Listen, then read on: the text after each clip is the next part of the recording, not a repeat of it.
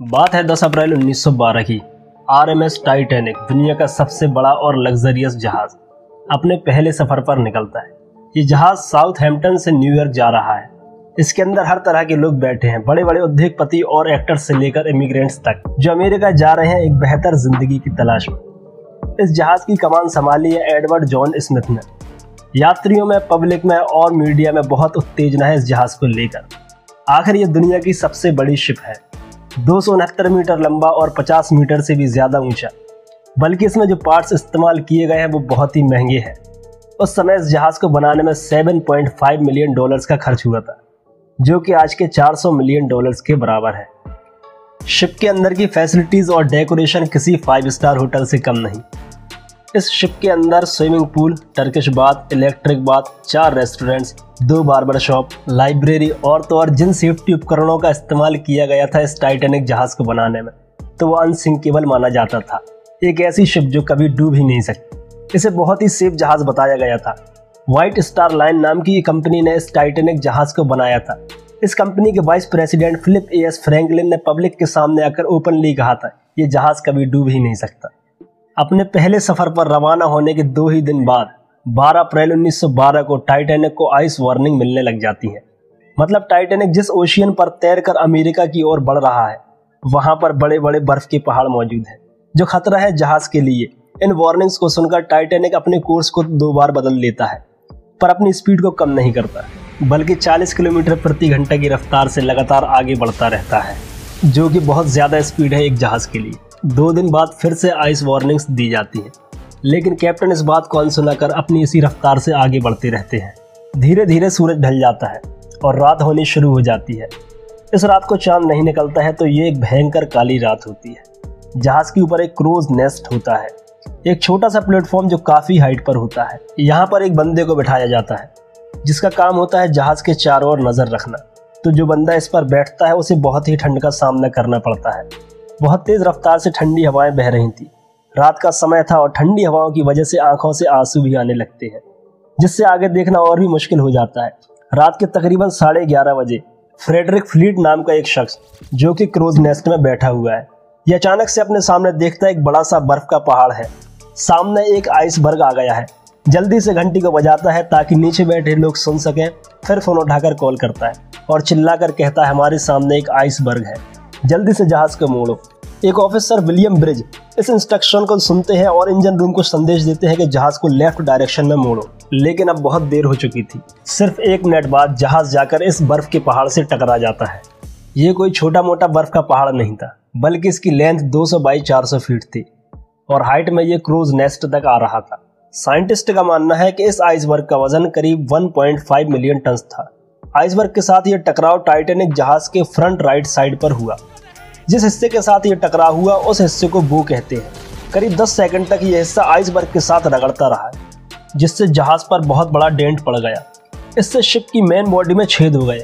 इस टकरार के तुरंत बाद कैप्टन और जहाज के शिल्पकार थॉमस एंड्रयूज तुरंत पहुंचे ये देखने के लिए कि इस जहाज को कितना नुकसान हुआ है इस एक्सीडेंट से। देखा तो पता चला कि ये जहाज तो अब कुछ ही घंटों में डूब जाएगा। उन्हें लगता था ये जहाज अनसिंकेबल है, कभी डूब ही नहीं सकता। इस खबर से कैप्टन और बाकी सारे मेंबर्स काफी चौंक जाते हैं। इनको इसलिए लगता है ये जहाज कभी नहीं डूबेगा, क्योंकि इस जहाज को कुछ डिफरेंट तैयार किया गया था। जैसे इस जहाज में डबल हल थे। हल जो कि जहाज की मेन बॉडी होता है। डबल हल का मतलब है यहाँ 2 लेयर परतें लगी हैं। इस जहाज में अगर नीचे वाली एक लेयर टूट भी जाती है तो दूसरी लेयर के सहारे जहाज पानी पर तैरता रहेगा। और दूसरी चीज थी, शिप की जो मेन बॉडी है उसे 16 अलग अलग वाटर टाइट कमरों में डिवाइड किया गया है। 16 में से 4 कंपार्टमेंट्स अगर पानी से भर भी जाते हैं तब भी जहाज पानी पर आसानी से तैरता रहेगा, इसे कोई फर्क नहीं पड़ेगा। लेकिन आइसबर्ग से जो टकराव शिप के साइड में हुआ, तो वो जो डबल बॉटम हल था वो किसी काम नहीं आया। साइड में तो सिंगल ही लेयर लगी हुई थी।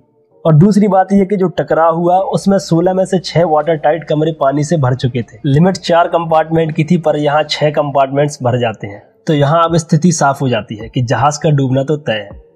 टकराव के करीब 20 मिनट बाद रात 12 बजे कैप्टन स्मिथ ऑर्डर करते हैं अपने सभी साथी मेंबर्स को, एक संदेश भेजो रेडियो पर, जो आसपास जहाज होंगे वो शायद हमारी मदद करने आ जाए। Senior radio operator Frank Phillips, जिस कहानी के हीरो हैं, वो लगातार एक के बाद एक सिग्नल भेजते रहते हैं, कोई रिस्पॉन्स नहीं आता और वो इसी तरह प्रयास करते रहते हैं कि कोई जहाज तो होगा जो सुन ले हमारे सिग्नल्स को।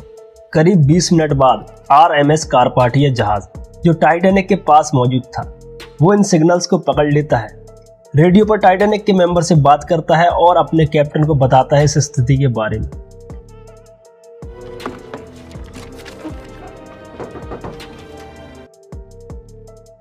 और RMS कारपाथिया जहाज टाइटैनिक की ओर आगे बढ़ता है।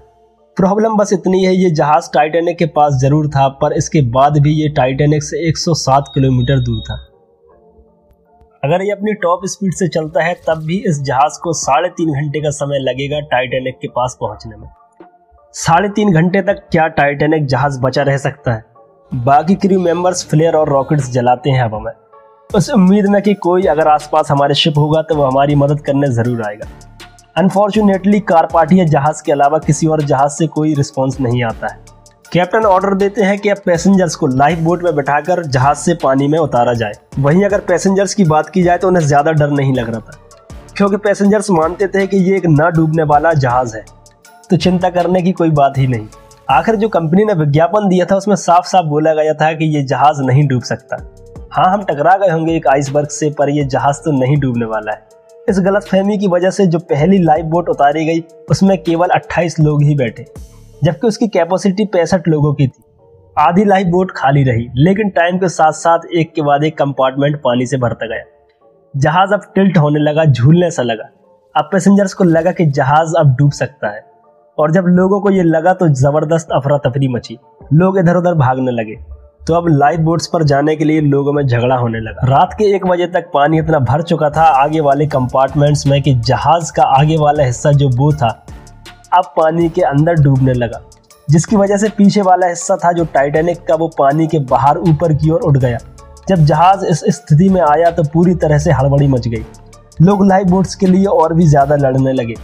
परेशानी ये थी कि 20 लाइफ बोट्स मौजूद थी जिस पर करीब 1200 लोग ही आ सकते थे, लेकिन जहाज में 2200 के करीब लोग थे। रात के 2:05 पर आखिरी लाइफ बोट टाइटैनिक से पानी में उतारी जाती है, लेकिन जहाज में अब भी 1500 से ज्यादा लोग मौजूद हैं। कुछ लोग तो लड़ झगड़ कर लाइफ बोट पर बैठ गए और बोटों की कमी की वजह से कुछ लोगों को मजबूरन वहां पर रुकना पड़ा। कुछ लोगों ने आखिर तक जहाज पर रहने का फैसला किया। चश्मदीदों की अगर माने तो करीब 2:20 पर जहाज 2 टुकड़ों में टूट गया और फिर धीरे धीरे जहाज पानी में डूब गया। 3 घंटे भी नहीं लगे इस कभी न डूबने वाले जहाज को पानी के अंदर डूबने में। जो 1500 लोग मौजूद थे जहाज पर, या तो वो पानी में डूबने से मर गए, और जिनको तैरना भी आता था तो वो हाइपोथर्मिया की वजह से नहीं बच सके।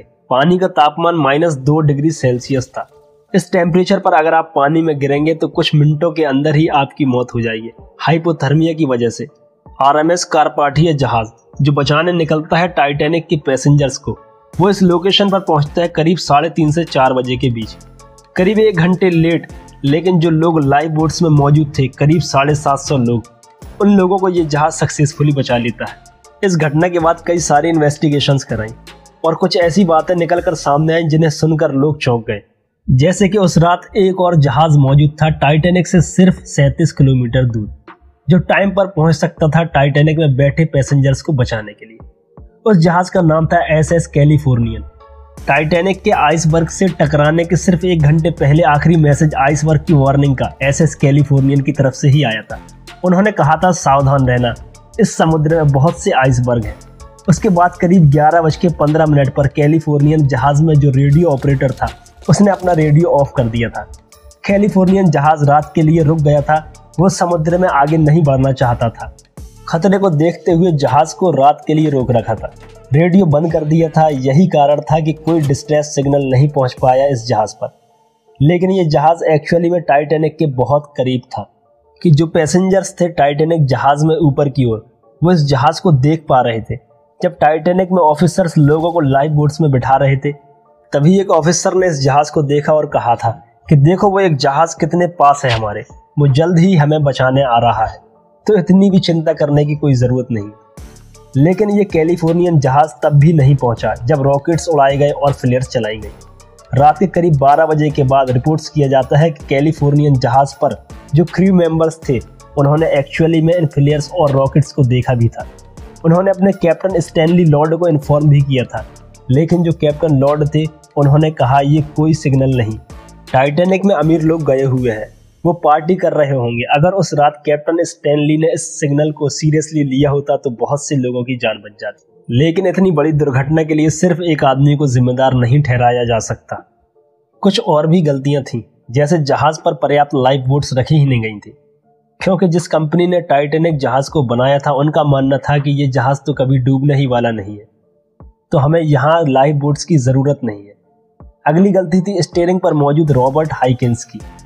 उस रात जब संदेश आया तो ऑफिसर्स जो डेक पर मौजूद थे उन्होंने इंस्ट्रक्शन दिया कि जहाज को लेफ्ट साइड की तरफ मोड़ना है, पर हड़बड़ाहट में आकर रॉबर्ट हाइकिंस जहाज को राइट साइड मोड़ देते हैं। ये उल्टी डायरेक्शन थी, ऐसा करना जहाज को आइसबर्ग के ओर पास करना था। जब तक इन्होंने अपनी गलती महसूस की तब तक बहुत देर हो चुकी थी। इंक्वायरी में ये भी पता चला कि टाइटैनिक को इतनी सारी वार्निंग्स भी दी गई थी कि आइसबर्ग है इस जगह पर, आराम से चलो, ध्यान से चलो, लेकिन ये जहाज फिर भी अपनी फुल स्पीड पर आगे बढ़ा जा रहा था। ऐसा क्यों था कि कैप्टन ने अपनी स्पीड को कम नहीं किया? इसके पीछे कई सारी थ्योरीज बताई जाती हैं। एक थ्योरी के हिसाब से जोसेफ ब्रूस, जो कि एमडी होते हैं व्हाइट स्टार लाइन के, जिस कंपनी ने टाइटैनिक जहाज को बनाया था, उन्होंने कैप्टन स्मिथ पर दबाव डाला हुआ था कि शिप की रफ्तार कम नहीं होनी चाहिए। कंपनी की तरफ से बहुत जोर दिया गया था कैप्टन स्मिथ पर कि इस जहाज की अपनी ये यात्रा बस 6 दिन में कंप्लीट हो जानी चाहिए, ताकि एक रिकॉर्ड बनाया जा सके, ताकि ये बताया जा सके ये जहाज सबसे महंगा, सबसे बड़ा और बल्कि सबसे तेज भी है। इस एक घटना ने पूरी इंडस्ट्री को हिलाकर रख दिया। कई सारे स्टैंडर्ड रेगुलेशन बनाए गए इस तरह की घटनाओं से बचने के लिए। 1914 में एक इंटरनेशनल आइस पेट्रोल को बनाया गया, जिससे शिप को हमेशा वार्न किया जा सके कि आइसबर्ग उनके पास में आ रहे हैं। तो ये थी हमारी वीडियो टाइटैनिक से रिलेटेड सारे इंपॉर्टेंट फैक्ट्स पर। वीडियो अगर आपको हमारी इन्फॉर्मेटिव लगी हो तो वीडियो को लाइक करें, शेयर करें और हमारे चैनल ई गुरुकुल को सब्सक्राइब करें। मिलते हैं नेक्स्ट वीडियो में, तब तक के लिए goodbye, thanks for watching.